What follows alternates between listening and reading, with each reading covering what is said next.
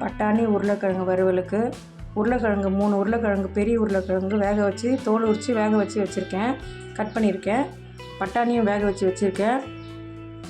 வெங்காயம், பூண்டு, ஒரு தக்காளி, கொத்தமல்லி, கருவேப்பிலை, கொஞ்சமாக பெருங்காயத்தூள், தாளிக்க கடுகு.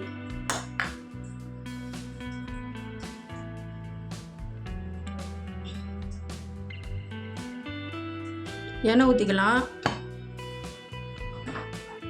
கடுகு போட்டுக்கலாம்.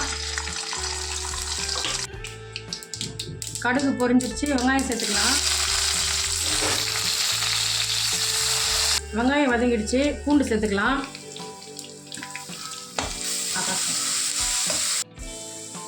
இப்போ தக்காளி சேர்த்துக்கலாம். இப்போ கருவேப்பிலை போட்டுடலாம். வெங்காயம் தக்காளி வதங்கட்டும். ஸ்லோவில் வச்சுட்டு இப்போ மூடி வச்சிடலாம். வெங்காயம் தக்காளி வதங்கிடுச்சு. இப்போ உப்பு சேர்த்துடலாம். சின்ன ஸ்பூனில் தான் 2 ஸ்பூன் மிளகாத்தூள் போடுறேன்.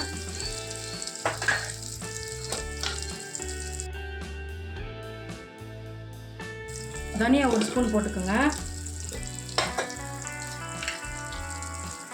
1/2 ஸ்பூன் மஞ்சத்தூள்.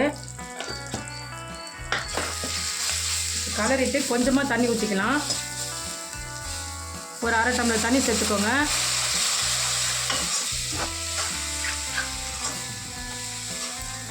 கொஞ்சம் பெருங்காயத்தூள் போட்டுருங்க.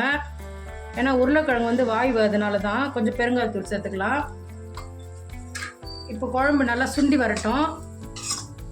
பச்சை வாசனை போகட்டும். மூடி வச்சிடலாம்.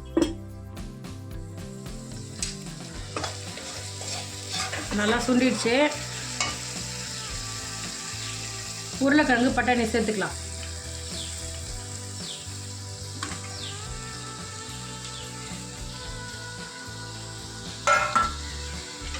இப்போ நல்லா கலரி விட்டுருங்க.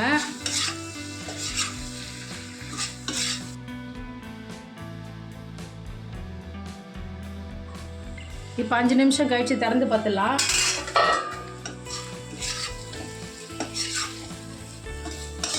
இப்போ நல்லா சுண்டி வந்துருச்சு.